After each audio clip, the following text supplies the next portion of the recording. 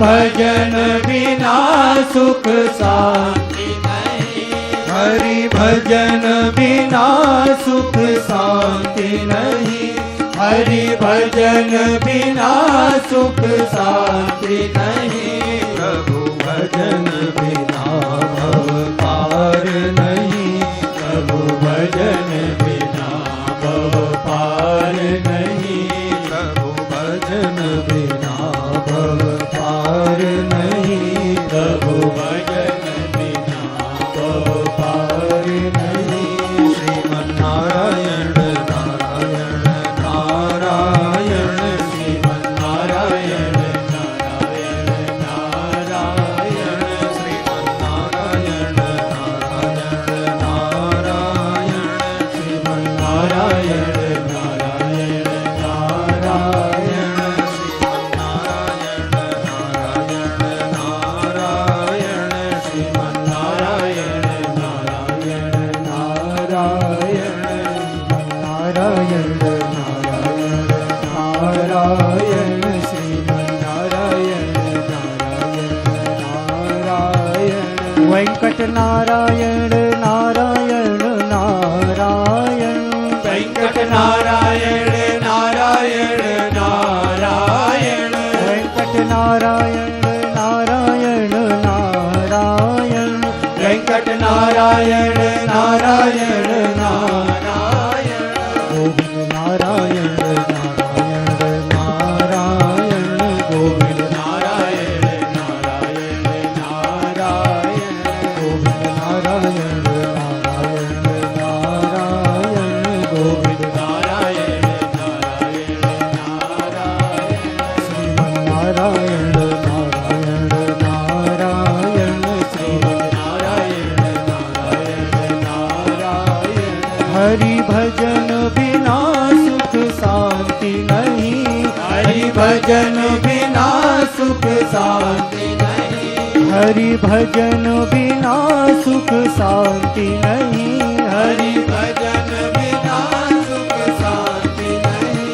गुरु कृपा बिना भव पार नहीं, गुरु कृपा बिना भव पार नहीं, गुरु कृपा बिना भव पार नहीं, गुरु कृपा बिना भव पार नहीं। श्रीमन्नारायण नारायण नारायण, श्रीमन्नारायण नारायण नारायण, श्रीमन्नारायण नारायण नारायण, श्रीमन्नारायण नारायण नारायण। भजमन्नारायण नारायण नारायण, भजमन्नारायण नारायण नारायण, भजमन्नारायण नारायण नारायण, भजमन्नारायण नारायण नारायण, श्रीमन्नारायण नारायण नारायण।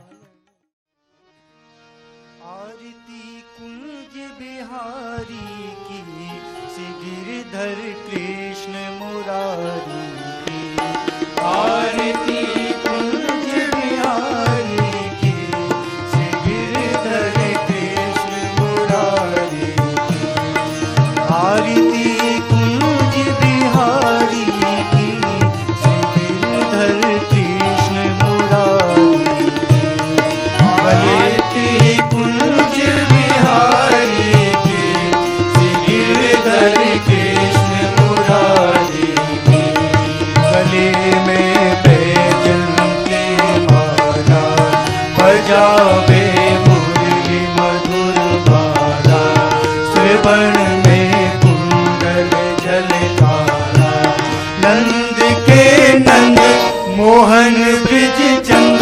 परम आनंद राधिका रमण बिहारी की, श्री गिरधर कृष्ण मुरारी की। आरती कुंज बिहारी की, श्री गिरधर कृष्ण मुरारी की। गगन सम अंग कांति काले, राधिका चमक रही आली। लखन में ठाड़े बनमाली, भ्रमर सी अलग कस्तूरी तिलक चंद्र सी झलक ललित छवि श्यामा प्यारी की गिरधर कृष्ण मुरारी की आरती कुंज बिहारी की गिरधर कृष्ण मुरारी की कनकमय मोर मुकुट से देवता दर्शन को दर्शे गगन सो सुमन राशि बरसे बजे मूर्छंग मधुर मृदंग वालिनी संग अतुल रति गोप कुमारी की गिरधर कृष्ण मुरारी की आरती कुंज बिहारी की श्री गिरधर कृष्ण मुरारी की चरण देत गज भई गंगा सकल मलहारण श्री गंगा स्मरण ते होत मोह भंगा बसी शिव सी जटा के भी हरे अधिकी चरण छवि श्री बनवारी की गिरधर कृष्ण मुरारी की आरती कुंज बिहारी की गिरधर कृष्ण मुरारी की चमकती उज्ज्वल तट रेणु बज रही वृंदावन बेणु चहु दिस गोप ग्वाल देनु हसत मृदु मंद चांदनी चंद कटत भव फंद तेर सुन दीन दुखारी की श्री गिरधर कृष्ण मुरारी की आरती कुंज बिहारी की श्री गिरधर कृष्ण मुरारी की आरती कुंज बिहारी की श्री गिरधर कृष्ण मुरारी की श्री गिरधर कृष्ण मुरारी की श्री गिरधर कृष्ण मुरारी की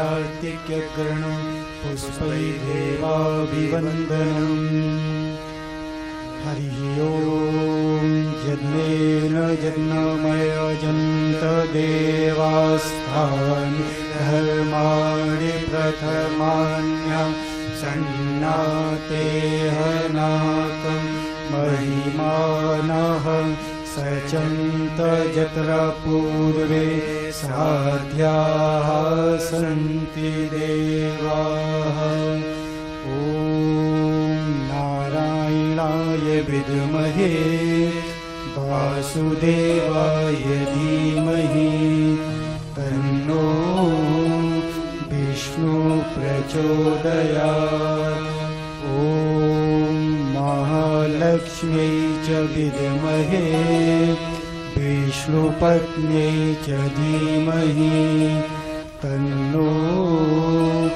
लक्ष्मी प्रचोदयात् नानासुगन्धपुष्पाणि यथा कालोद्भवानि च पुष्पाञ्जलिर्मया दत्ता गृहाण परमेश्वरा मन्त्रपुष्पाञ्जलिं समर्पयामि श्रीपुराणपुरुषोत्तमाय नमः श्रीकृष्णचन्द्राय नमः।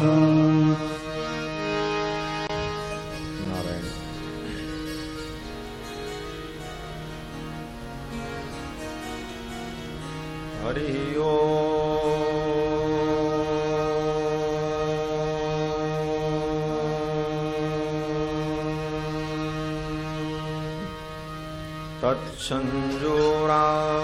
तत्संजोरावृणीमहे गातुं यज्ञाय गातुं यज्ञपतये दैवी स्वस्तिरस्तु नः स्वस्तिर्मानुषेभ्यः ऊर्ध्वं जिगातु भेषजम् सन्नो अस्ति द्विपदे सं चतुष्पदे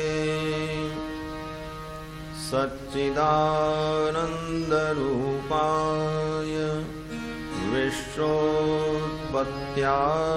विश्वोत्पत्त्यादिहेतवे तापत्रयविनाशाय श्रीकृष्णाय वयं नुमः वसुदेवसुतं देवं कंसचाणूरमर्दनम्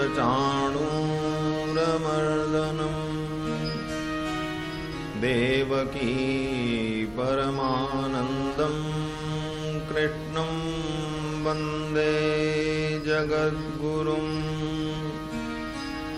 कृष्णाय वासुदेवाय हरये परमात्मने प्रणतः क्लेशनाशाय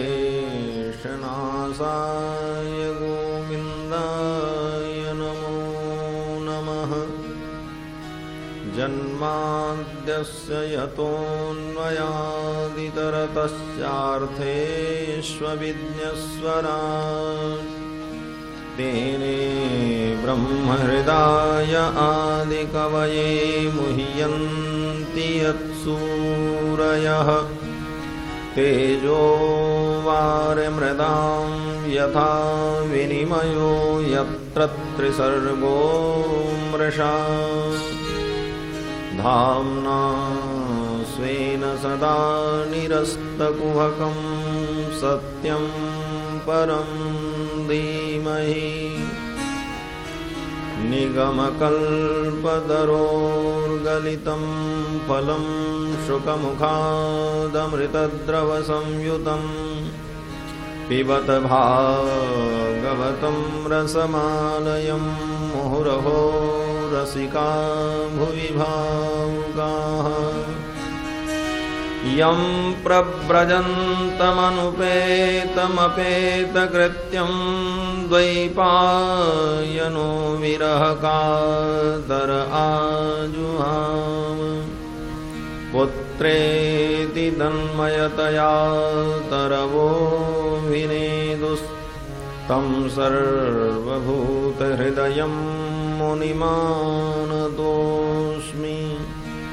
व्यासं वसिष्ठनप्तारं शक्तेः पौत्रमकल्मषं पराशरात्मजं वन्दे शुकतातं तपोनिधिं व्यासाय विष्णुरूपाय व्यासरूपाय विष्णवे नमो वै ब्रह्मविधये वासिष्ठाय नमो नमः अचतुर्वदनो ब्रह्मा दिवाहुरपरो हरिः अभाललोचनः शम्भुर्भगवान् बादरायणः यस्य स्मरणमात्रेण जन्मसंसारवन्दना विमुच्यते नमस्तस्मै विष्णवे प्रभविष्णवे ऋक्यजुस्सामरूपाय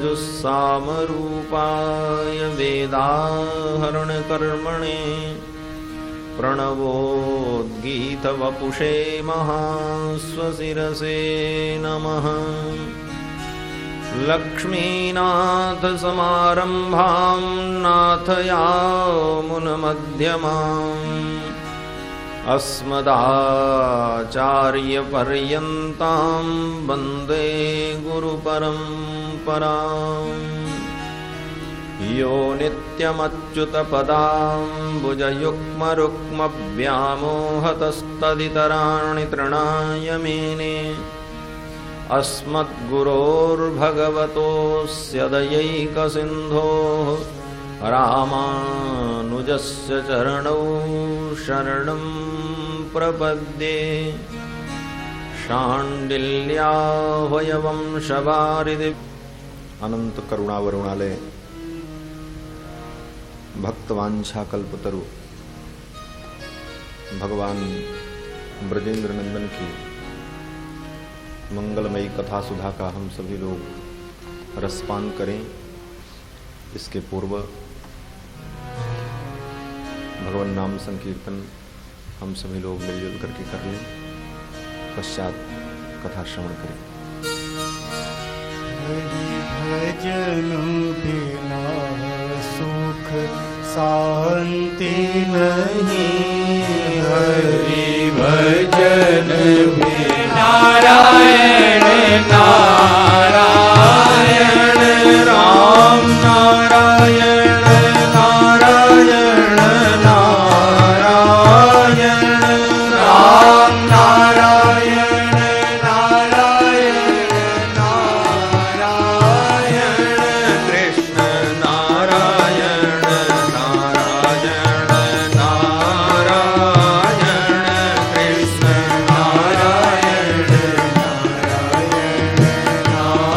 नारायण कृष्ण नारायण नारायण नारायण कृष्ण नारायण नारायण श्रीमन्नारायण नारायण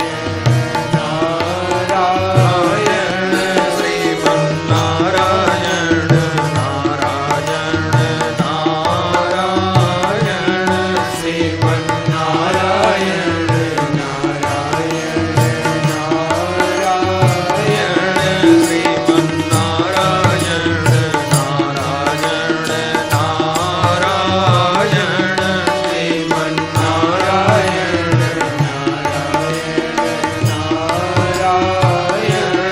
हरि भजन बिना सुख शांति नहीं, हरि भजन बिना सुख शांति नहीं, हरि भजन बिना सुख शांति नहीं, हरि भजन बिना सुख शांति नहीं, प्रभु भजन बिना भव पार नहीं, प्रभु भजन बिना भव पार नहीं, प्रभु भजन बिना भव पार नहीं, प्रभु भजन बिना भव पार नहीं। श्रीमन्नारायण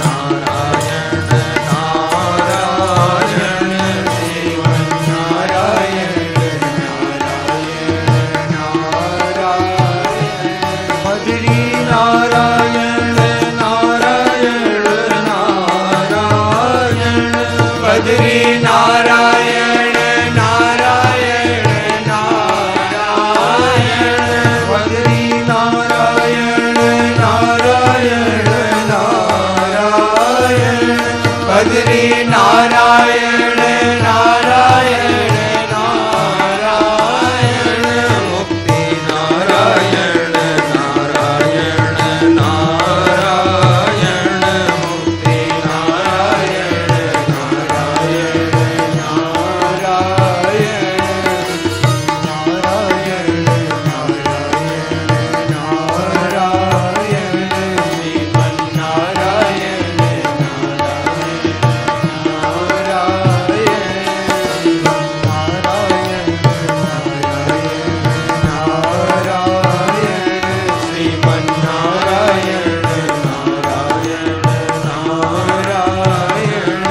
हरि भजन बिना सुख शांति नहीं, हरि भजन बिना सुख शांति नहीं, हरि भजन बिना सुख शांति नहीं, हरि भजन बिना सुख शांति नहीं, भजन बिना भव पार नहीं, प्रभु भजन बिना भव पार नहीं,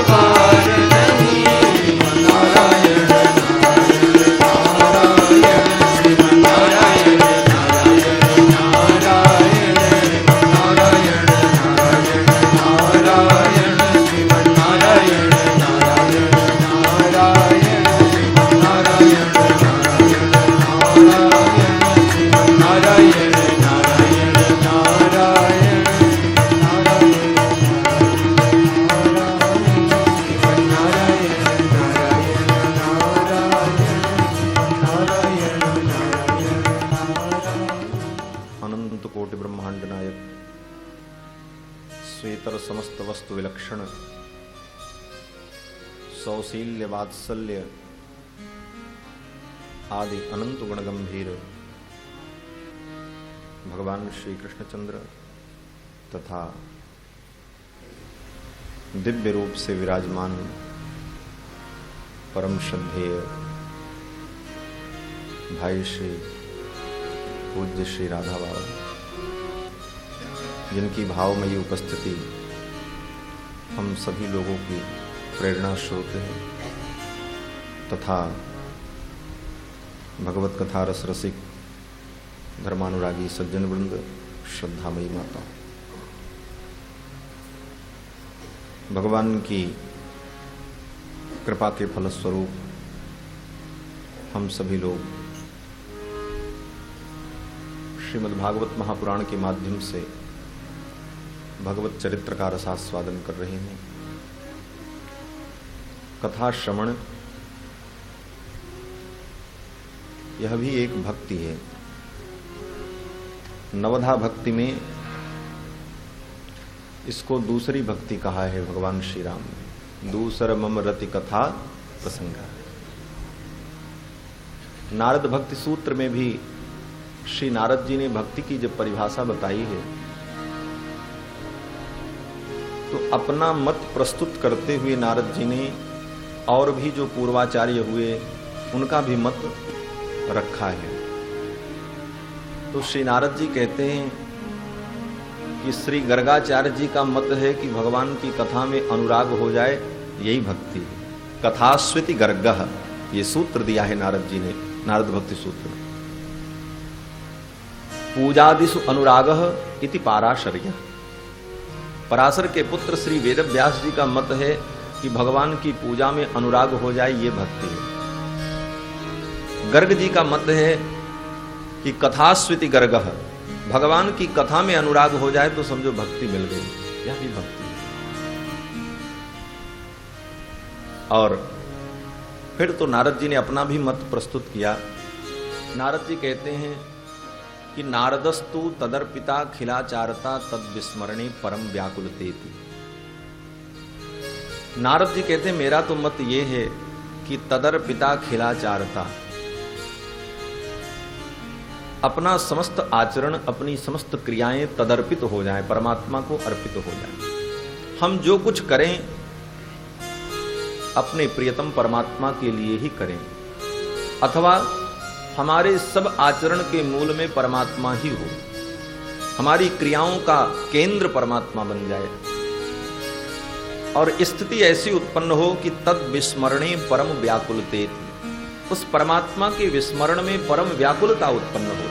एक क्षण भी उसका विस्मरण हो तो हम व्याकुल हो जाएं, ये भक्ति है। फिर किसी ने नारद जी से पूछा, ये तो सिद्धांत हुआ, इसका दृष्टांत, सिद्धांत बहुत सुंदर हो लेकिन दृष्टांत अगर न मिले तो समझ में नहीं आता है, कोई दृष्टांत भी होना चाहिए। तो श्री नारद जी अगले सूत्र में कहते हैं कि यथा ब्रज गोपिकानां, जैसे ब्रज की गोपांगनाएं, ब्रज की गोपियों का प्रेम कैसा है, बोले गोपियां जो कुछ करती हैं गोविंद के लिए करती हैं, अलग से वो मंत्र का जप करें, पाठ करें, अनुष्ठान करें, ऐसा नहीं है। वही काम गोपियां भी करती हैं जो हम करते हैं, उठना बैठना, सोना, खाना पीना, लोगों से बातें करना, जगत के व्यवहार को करना, वो सारा कार्य गोपियां करती हैं, लेकिन उन क्रियाओं के मूल में गोविंद हैं, इसलिए उनका वो लौकिक आचरण भी भक्ति है। कुछ भी करती हैं तो सबके मूल में गोविंद है। पूज्य श्री कृपात्री स्वामी जी महाराज अपने प्रवचन में कहा करते थे कि गोपियां आंखों में काजल लगाती हैं तो इस भाव से नहीं लगाती हैं कि मेरी आंखें सुंदर दिखें, अपितु काजल की कालिमा को कृष्ण का कृष्णत्व समझकर अपने नेत्रों में धारण करती हैं। कृष्ण ही मेरे नेत्र में पधार रहे हैं, इस भाव से उस कालिमा का, उस काजल का भी अनुसंधान करती हैं। गाय को चारा भी खिलाती हैं तो गोपियों का भाव यह है कि गाय चारा खाएगी तो मधुर दूध देगी, मधुर दूध देगी तो मैं दही बनाऊंगी, और दही को बिलो करके माखन निकालूंगी, फिर उस माखन को भोग लगाने के लिए गोविंद आएंगे। उस चारा खिलाने के मूल में भी गोविंद को माखन भोग लगाना ये भाव है। इसलिए गाय दुहना, गाय की सेवा करना ये भी भक्ति है। तदर्पिता खिला चारता तद विस्मरणे परम व्याकुलते। और एक क्षण का गोविंद का विस्मरण हो तो गोपियों को व्याकुलता हो। और कितना स्मरण है, बोले संसार की क्रिया को करते करते वे गोपियां अपने कार्य को कभी कभी भूल जाती हैं, लेकिन गोविंद को नहीं भूलती। श्री वल्लभाचार्य जी महाराज लिखते हैं, जगत गुरु श्री वल्लभाचार्य जो श्री सूरदास जी महाराज के गुरु हैं, पुष्टि मार्ग के आचार्य हैं, श्री भगवत्पाद वल्लभाचार्य कहते हैं कि गोपांगनाएं जब दूध दही बेचने के लिए जाती हैं तो दही लो दूध लो ये कहना भूल जाती हैं और गोपियां कहती हैं गोविंद लो गोपाल लो। विक्रेतु कामाखिल गोप कन्या मुरारी पादार्पित चित्त वृत्ति दध्यादिकं मोहवशादवोचत् गोविंद दामोदर माधवेति। गोपियां कहती कोई गोविंद ले लो, कोई दामोदर ले लो, कोई माधव ले लो। सर धरी मटुकिया डोले दधि को नाम बिसर गई गोपी हरि लो बोले सर धरी मटुकिया डोले। ये तन्मयता है गोपांगनाओं की। लेकिन ऐसी गोपांगनाएं भी कहती हैं इस भक्ति का, इस नित्य स्मरण रूपी भक्ति का भी पर्यवसान भगवान की कथा में होता है। श्री उद्धव जी महाराज जब वृंदावन पधारे भगवान का संदेश लेकर, तो गोपियों ने पहले उलाहना दिया, गोविंद छलिया है, नटखट है, कपटी है, अनेकानेक वचन कहे। हृदय से नहीं कहा, रोष में प्रेम में कहा है, वियोग जन्य दुख के कारण कहा। तो उद्धव जी ने कहा अगर कृष्ण से इतना ही कष्ट है, कृष्ण छलिया है, धोखेबाज है, नटखट है, तो फिर उस कृष्ण की चर्चा क्यों करती, उसे भूल जाओ, उसकी बातें ही बंद कर दो। तो गोपांगनाओं ने क्या कहा है, गोपियां कहती उद्धव यही तो बात है, हम कृष्ण को छोड़ सकती हैं लेकिन कृष्ण की कथा को नहीं छोड़ सकती। दुस्त्यजस तत्कथार्थ, उनकी कथा दुस्त्यज है, उनको हम त्याग करके, उनको छोड़ करके हम जीवित रह सकती हैं, लेकिन उनकी कथा का त्याग करके हमारा जीवन नहीं रहेगा। उद्धव ने कहा कथा में क्या विशेषता है? तो गोपियां कहती हैं उद्धव जी इस कथा ने ही तो कृष्ण प्रेम सिखाया है, कथा को सुनकर के ही तो हमने कृष्ण प्रेम करना सीखा। कृष्ण से प्रेम हुआ तो कथा के कारण हुआ। और ये कथा ऐसी है ना कि यदनुचरित लीला कर्ण पीयूष विप्रुट, यदनुचरित लीला कर्ण पीयूष विप्रुट, जिस परमात्मा के चरित्र रूपी अमृत का एक बूंद विप्रुट अगर कानों में पड़ जाए, यदनुचरित लीला कर्ण पीयूष विप्रुट सकृत अनवधूत द्वंद्व धर्मा विनष्टाः। जो भगवान की कथा का एक बूंद भी रसपान कर ले तो उसके जीवन का द्वंद्व समाप्त हो जाता है। अवसाद विषाद संवाद परिवाद ये सारे द्वंद्व समाप्त हो जाते हैं जीवन के। और दशा क्या होती है?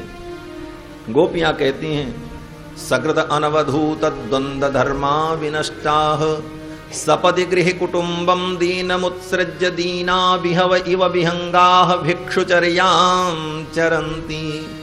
और फिर वो सबसे विमुख होकर एक भिखारी के समान, दीन के समान, बस गोविंद का नाम, गोविंद की कथा, इसी में आनंद का अनुभव करता रहता है। अर्थात भगवान की कथा पहले भी है और भगवान के मिलने के बाद भी है। भगवान से प्रेम हो इसके लिए भी कथा आवश्यक है, और प्रेम होने के बाद भगवत प्राप्ति के बाद भी कथा की महत्ता है। उसके बाद भी कथा श्रवण भक्तों के लिए अत्यंत उपादेय है। कथा श्रवण रूपी भक्ति विलक्षण भक्ति है। कथा सुनकर के ही भगवान से प्रेम होता है। व्यवहार में भी आप देखें, हमने आपने किसी ने भगवान को पहले नहीं देखा, पहले उनकी कथा सुनी और फिर कथा सुन करके ही उनको समझा और समझने के पश्चात उनसे अनुराग हुआ। यही स्थिति रुक्मिणी जी के साथ भी हुई। रुक्मिणी जी ने भगवान को देखा नहीं था, केवल सुना था। रुक्मिणी जी ने पत्र में लिखा है, प्रभु आपको मैंने अभी तक देखा नहीं। श्रुत्वा गुणान भुवन सुंदर शृण्वताम ते निर्विश्य कर्ण विवरैर हरतोंगतापम रूपम दृशाम दृश्यमताम अखिलार्थ लाभ तो यच्युता विशति चित्रम अपत्रपम। हे गोविंद, आपको मैंने देखा नहीं है, केवल सुना है। तो भगवत प्रेम कथा सुन करके ही होता है। और कथा से कैसा प्रेम हो? बोले कथा हमारे जीवन की आशा बन जाए, कथा हमारे जीवन का व्यसन बन जाए, कथा हमारे जीवन का बसन बन जाए। बस व्यसन भी करें तो कथा का। बहुत से व्यसनी होते हैं, किसी को किसी चीज का व्यसन, किसी को किसी चीज का व्यसन, लेकिन कथा का व्यसन अगर जीवन में लग जाए तो जीवन धन्य हो जाए। और ये व्यसन सनकादिकों को है। श्री गोस्वामी जी महाराज लिखते हैं कि आशा बसन बसन यहति नहीं, रघुपति चरित हो ही तह सुनहि। आशा बसन व्यसन सनकादिकों के जीवन का सर्वस्व भगवान की कथा है। ये कथा प्रेम है।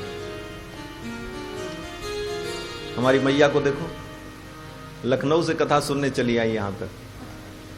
जहां कहीं भी कथा होती है, मेरी माँ जी पूछती हैं स्वामी जी कथा कहाँ है, तो कभी कभी मुझे बताने में भी संकोच लगता है कि इतनी दूर कथा है, फिर माँ आएगी मानेगी तो है नहीं, और चल पड़ती कथा सुनने के लिए। अयोध्या में 10 दिन रह करके भी कथा सुनी और वहां से फिर यहाँ आई। यही कथा प्रेम है। जहां भगवान की कथा मिले वहीं आनंद का अनुभव करता। हम लोग बड़भागी हैं कि ऐसे महापुरुष की भावमयी सन्निधि में बैठकर गोविंद के चरित्र का रसास्वादन कर रहे हैं। कल के प्रसंग में आप सभी लोगों ने श्रवण किया कि श्री सुखदेव जी महाराज ने राजा परीक्षित को खगोल भूगोल का वर्णन करके सुनाया। इसी प्रसंग में नरक का वर्णन करके सुनाया। बहुत से लोग कहते हैं कि इतनी सुंदर कथा चल रही थी, बीच में नरक ला करके क्यों रख दी? भगवान की कथा में नरक के वर्णन की क्या आवश्यकता थी? बोले इसकी भी आवश्यकता है।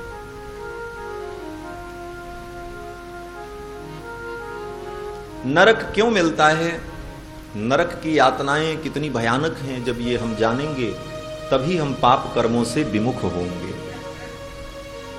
श्री गोस्वामी तुलसीदास जी महाराज ने मानस में अनुग्रह किया है कि संग्रह त्याग न बिनु पहचाने, ताते मैं संक्षेप बखाने। गुण और दोष दोनों का वर्णन किया गोस्वामी जी ने।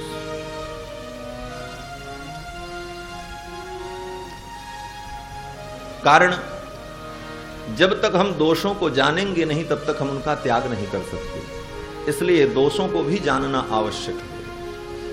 हम जानेंगे कि ये क्रिया पाप है, तब उस क्रिया से हम बचेंगे। और इसका अगर हमको ज्ञान नहीं है तो अनजान में हम भी उस क्रिया को कर डालेंगे। इसलिए भी असत कर्म को जानना आवश्यक है। इस दृष्टि से सुखदेव जी महाराज ने राजा परीक्षित को नरक का वर्णन करके सुनाया। राजा परीक्षित भयभीत हो गए। पाप तो सबने किया है, कारण कि जीव अनादिकाल से पाप करता चला आया है, इसकी प्रवृत्ति बन चुकी है करने की। और कभी कभी तो व्यक्ति एक क्षण में, एक क्षण क्या आधे क्षण में ऐसा पाप कर देता है कि उस पाप के फलस्वरूप वो कई हजार वर्षों तक नरक की यातना भोगे, फिर भी उसको मुक्ति नहीं मिली। ऐसे भयानक पाप। श्री आचार्य वत्स चिन्ह लिखते हैं कि यो ब्रह्म कल्प निहुतानुभवे विनाश्यम तत्किल विषम सृजति जंतुरिह क्षणार्धे। ब्रह्मा के एक कल्प तक व्यक्ति नरक में यातना को भोगता रहे, उतना पाप जीव आधे क्षण में कर लेता है। ऐसी स्थिति में नरक की यातनाओं से बचने का उपाय क्या है? राजा परीक्षित ने पूछा, महाराज, अगर किसी ने पाप किया है और उसे बोध हो जाए कि पाप का फल बड़ा भयानक है, तो पाप के फलस्वरूप जो नरक की यातनाएं हैं उनसे बचने का उपाय क्या है?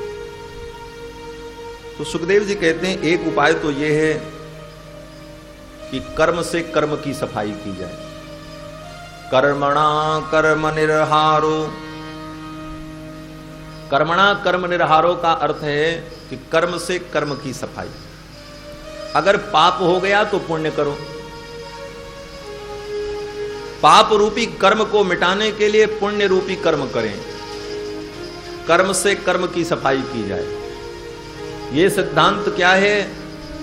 बोले, कंटकेन कंटकोद्धारः, कांटे से कांटे को निकालना। पैर में एक कांटा गड़ जाता है तो दूसरा कांटा ले लेते हैं और तब उसको निकालते हैं। तो एक कांटा जब धंसा तो पीड़ा हुई, अब दूसरा कांटा उसमें धंसाओ तब भी पीड़ा हो। लेकिन वह भी एक पद्धति है, एक विधि है, कंटकेन कंटकोद्धारः। इसी को वेदांत शास्त्र में कर्म सिद्धांत कहा है, कर्मणा कर्म निर्हारः, कर्म से कर्म की सफाई करना। पाप हो गया तो पुण्य करो। लेकिन ये सिद्धांत पूर्ण रूप से सफल नहीं है। कारण एक पाप हो जाए तो उसकी निवृत्ति के लिए एक पुण्य कर्म करो, और पाप करने में जिस प्रकार समय लगता है उसी प्रकार पुण्य करने में भी समय लगता है, क्योंकि पुण्य भी कर्म है और कर्म जो है काल सापेक्ष होता है। बिना काल के कोई क्रिया नहीं होती। संसार की जितनी क्रियाएं हो रही हैं उन क्रियाओं के मूल में काल है। एक निश्चित काल होता है, इतने समय में ही यह काम होगा, उससे कम में नहीं हो सकता। चावल पकाना है तो कम से कम 10 मिनट तो लगेगा। आप सोचो आधे मिनट में हो जाए, नहीं होगा। उसके लिए उतना काल आपको देना पड़ेगा, समय देना पड़ेगा। उसी तरह पुण्य रूपी क्रिया को भी संपन्न करने के लिए काल की सापेक्षता होगी। और दूसरी बात, जब पुण्य रूपी कर्म से हम पाप रूपी कर्म को मिटाने के लिए चलेंगे तो यह भी विचार करना होगा कि जितनी मात्रा में पाप है उसको मिटाने के लिए उसी अनुपात में पुण्य करना पड़ेगा। जितनी मात्रा में गंदगी होगी उसको सफाई करने के लिए ब्लीचिंग पाउडर का प्रयोग, सर्फ साबुन का प्रयोग करना पड़ेगा। यह तो है नहीं कि एक मुट्ठी सर्फ में आप 100 कपड़े धो लें। जितनी मात्रा में वस्त्र है, सफाई के संसाधन उतने ही संग्रह करने पड़ेंगे। तो पहले विचार कर लें पाप कितना है। बोले पाप तो बहुत है, अनेक जन्मों से हमने पाप किए, तो उन पापों को करने में कई जन्म लगे। तो अब उन पापों को मिटाने के लिए आज से अगर हम पुण्य कर्म करें तो फिर कई जन्म लगेगा, तब वो सारे पाप मिटेंगे। कर्मणा कर्म निर्हारो। इसीलिए सुखदेव जी ने अगले वाक्य में कह दिया, नह्यात्यांतिक इष्यते। ये सिद्धांत आत्यंतिक सिद्धांत नहीं है, निश्चित सिद्धांत नहीं है। 1, 2, 4 पापों के प्रायश्चित के लिए पुण्य कर्म किया जाए ठीक है, लेकिन संपूर्ण पापों के प्रायश्चित के लिए पुण्य रूपी कर्म से सफलता नहीं मिलेगी। तब क्या करें? तो सुखदेव जी कहते हैं, राजन, भगवान की भक्ति का आश्रय ग्रहण करना चाहिए। केचित् केवलया भक्त्या वासुदेव परायणाः अघम धुन्वन्ति कार्ष्णेन निहारमिव भास्करः। कुछ लोग केवलया भक्त्या, केवल भगवान की भक्ति के द्वारा, वासुदेव परायणाः, भगवान वासुदेव के परायण होकर, अघम धुन्वन्ति कार्ष्णेन, संपूर्ण रूप से अपने पाप को धुल लेते हैं। किस प्रकार से? कहते हैं, निहारमिव भास्करः, जैसे सूर्य भगवान की किरणों के आते ही पृथ्वी का सारा अंधकार समाप्त हो जाता है, उसी प्रकार भगवत भक्ति जीवन में आ जाए तो सारे जन्म जन्मांतर के पाप समाप्त हो जाए।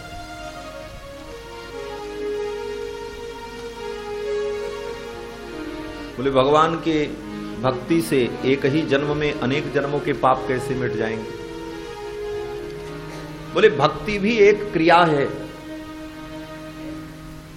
लेकिन भक्ति रूपी क्रिया से उत्पन्न होने वाला जो अदृष्ट है, पुण्य है, वो पुण्य अनंत मात्रा में उत्पन्न होता है, क्योंकि भक्ति परमात्मा की है और परमात्मा अनंत है, और अनंत परमात्मा की कृपा से भक्ति के द्वारा जो अदृष्ट उत्पन्न होता है वो अनंत होता है, और अनंत अदृष्ट, अनंत पुण्य, अनंत पापों को नष्ट करने में समर्थ होता है। भक्ति ही एक ऐसा उपाय है जिस उपाय से जन्म जन्मांतर के सारे पाप नष्ट हो सकते हैं। और स्वयं भगवान ने भी कहा है, श्रीमद् भगवत गीता में अर्जुन भगवान की शरण में आया तो भगवान ने कहा, देखो कर्मों से मुक्त होने के लिए निष्काम कर्म योग करो, ऐसा करो, ज्ञान संपादन करो, सब कुछ बताया। अर्जुन को जब समझ में नहीं आया तो भगवान ने कहा, अच्छा अब मेरा निश्चित मत तुम सुन लो। गुह्याद गुह्यतरम भूय शृणु में परमं वचः। अब गुह्य से गुह्य रहस्य जो है वो मैं तुमको बताने जा रहा हूं।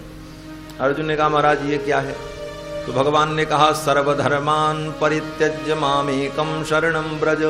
सब धर्मों को छोड़ करके मेरी शरण में आ जाओ।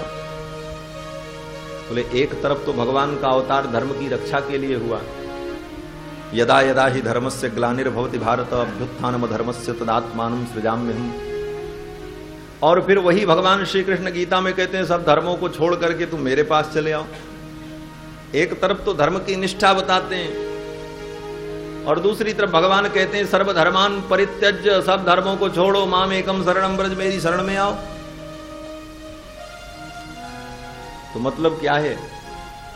भगवान कहते हैं, देखो जिन धर्मों से तुम्हारे पाप नष्ट होंगे, जिन धर्माचरणों को तुम अपने पाप के नाश के लिए करना चाहते हो, उन धर्मों को तुम छोड़ दो, क्योंकि तुम्हारे पाप इतनी प्रचुर मात्रा में हैं कि तुम अपने आचरण से, अपने धर्म से उन पापों को नष्ट नहीं कर पाओगे। तो अर्जुन कहता, महाराज पाप नष्ट नहीं कर पाएंगे और धर्म को भी आप छुड़ा देंगे तो मैं आपके पास पाप लेकर के आऊं?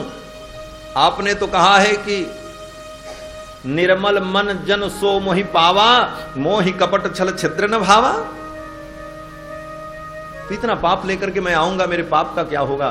तो भगवान कहते हैं, अहम त्वा सर्व पापेभ्यो मोक्षयिष्यामि, मैं तुम्हारे समस्त पापों को नष्ट करूंगा, ये काम मेरा होगा। और जब परमात्मा मेरे पापों को नष्ट करेगा तो फिर वो तो अनंत है, सर्वसमर्थ है, एक क्षण में जन्म जन्मांतर के सारे पाप नष्ट हो जाएंगे।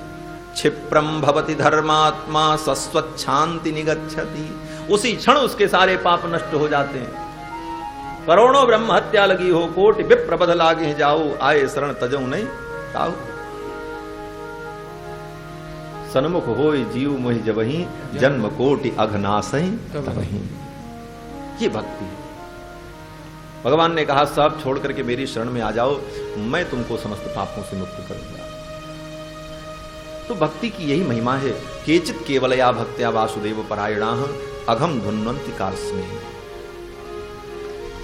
लेकिन राजा परीक्षित को यह बात समझ में नहीं आई। राजा परीक्षित ने कहा, महाराज ये बात मुझे समझ में नहीं आ रही। तो सुखदेव जी ने कहा, अब मैं तुमको एक कथा सुनाता हूं, दृष्टांत बताता हूं। वेदांत में अनेकानेक मंत्र हैं, लेकिन उन मंत्रों को पढ़कर समझकर उसमें सिद्धांत खोजना पड़ता है। वेदांत को पढ़ करके उसमें सिद्धांत ढूंढना पड़ता है। भगवत पाद शंकराचार्य ने वेदांत के मंत्रों को पढ़ करके अद्वैत सिद्धांत को खोजा, रामानुजाचार्य ने विशिष्टाद्वैत सिद्धांत को खोजा। तो वेदांत में सिद्धांत और फिर सिद्धांत को समझने के लिए दृष्टांत, बिना दृष्टांत के सिद्धांत समझ में नहीं आता। तो सिद्धांत तो यही है कि भगवान की शरण में आ जाए तो जन्म जन्मांतर के सारे पाप नष्ट हो जाते हैं, लेकिन इसका दृष्टांत, उदाहरण। तो सुखदेव जी कहते हैं, राजन अब मैं तुमको एक दृष्टांत सुनाता हूं। वो दृष्टांत क्या है? अजामिलोपाख्यान, अजामिल की कथा सुनाई है सुखदेव जी। कान्य कुब्जे द्विजः कश्चित् दासीपतिरजामिलः, नामना नष्ट सदाचारो दास्या संसर्ग दूषितः। कान्यकुब्ज देश में अजामिल नाम का कोई ब्राह्मण था।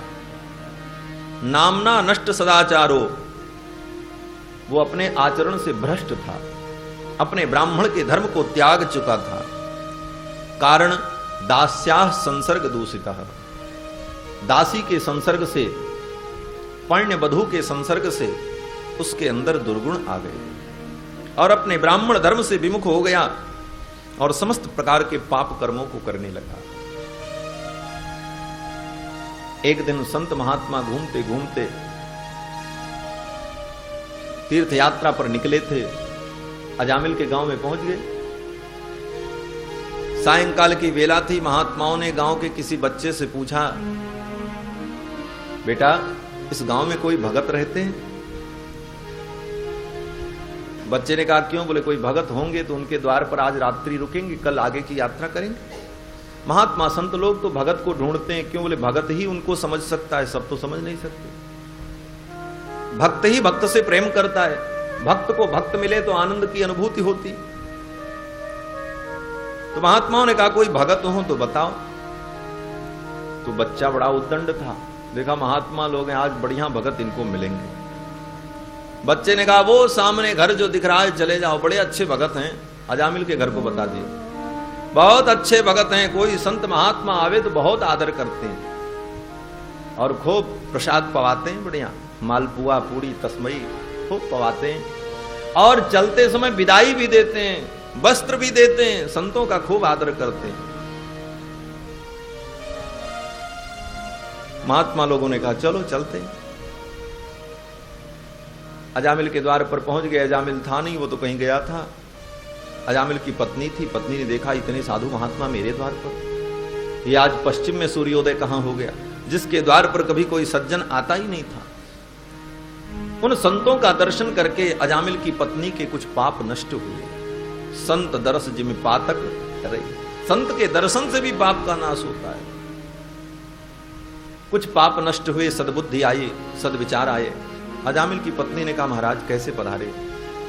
महात्माओं ने कहा बस यात्रा पर निकले, आज रात्रि विश्राम करना है। बच्चे ने कहा कि ये भगत जी का घर है इसलिए हम लोग चले आए, रात्रि विश्राम करेंगे। अजामिल की पत्नी ने सोचा इनको मालूम नहीं है मेरे घर की स्थिति, बताना ठीक भी नहीं है, ये सद्भाव से आए हैं, इनका सद्भाव बना रहे। अजामिल की पत्नी ने कहा देखो महाराज मेरे स्वामी तो घर में है नहीं और मैं आपकी सेवा के लायक भी नहीं हूं, मैं अपवित्र हूं इस काल में, इसलिए मैं आपको भोजन भी नहीं करा सकती। महात्माओं ने कहा जरूरत भी नहीं है, हम लोग पाए हुए हैं, केवल विश्राम करेंगे रात्रि में। अजामिल की पत्नी ने कहा ठीक है दरवाजे पर ही विश्राम करो। दरवाजे पर बरामदा था, वहीं बरामदे में महात्मा लोग अपना आसन लगा करके बैठ गए, भजन संध्या पूजन किया और फिर रात्रि विश्राम किया। रात्रि में अजामिल आया घूम टहल करके। अजामिल ने देखा इतने महात्मा पड़े महाराज, कोई जटाधारी हैं, कोई मुंडी सन्यासी हैं, कोई किसी प्रकार के महात्मा। महात्मा भी तो बड़े विलक्षण विलक्षण होते हैं, जटी मुंडी सिखी वापी। अजामिल ने इतने महात्माओं को देखा, अजामिल को अपना पूर्व वृत्त याद आ गया। एक समय था कि मेरे द्वार पर बड़े बड़े विद्वान आते थे, शास्त्र की चर्चा होती थी, आज कितने दिन बाद मेरे द्वार पर संत पधारे, सज्जन पुरुष आए। अजामिल को अपने पाप कर्मों का पश्चाताप होने लगा और फिर रात्रि में उसे नींद नहीं आई, अपने पत्नी से बैठ करके उन संतों की ही चर्चा करता रहा और अपने पाप कर्मों पर पश्चाताप करता रहा। रात्रि व्यतीत हुई, प्रातः काल महात्मा लोग उठे, नहा धो करके संध्या वंदन करके तिलक पूजा करके तैयार हो गए। महात्माओं ने कहा भक्तराज अब हम लोग चलेंगे। अजामिल और उसकी पत्नी दोनों बाहर निकल करके आए। अजामिल ने पूछा महाराज अब आप पधारेंगे? महात्माओं ने कहा हाँ भैया आगे यात्रा पे जाना है। उन्हीं महात्माओं में कोई सिद्ध संत थे, उनको ये अनुभव हो गया कि ये अजामिल पापी है, ब्राह्मण होकर के पाप कर्म करता है। तो महात्मा के मन में विचार आया कि एक रात्रि इसके द्वार पर हमने विश्राम किया है, तो इसके कल्याण का कोई उपाय करते चले। महात्मा का यही स्वभाव होता है, संत महात्मा जिसके द्वार पर जाते हैं, जिसके घर का एक गिलास जल भी ग्रहण करते हैं तो उनके हृदय में यही भाव होता है कि इसका कल्याण हो, इसका मंगल हो। महात्मा ने विचार किया इसका मंगल हो, इसका कल्याण हो, लेकिन ये भजन करेगा नहीं, इसकी बुद्धि भजन में लगेगी नहीं, क्या करें? तो महात्मा के पास अनेकानेक उपाय होते हैं। महात्मा ने बुद्धि लगाई, बोले उल्टा नाम जपने से जब महर्षि वाल्मीकि का कल्याण हो गया। उल्टा नाम जपत जग जाना, वाल्मीकि भय ब्रह्म समाना। भगवान के नाम में अनंत शक्ति है।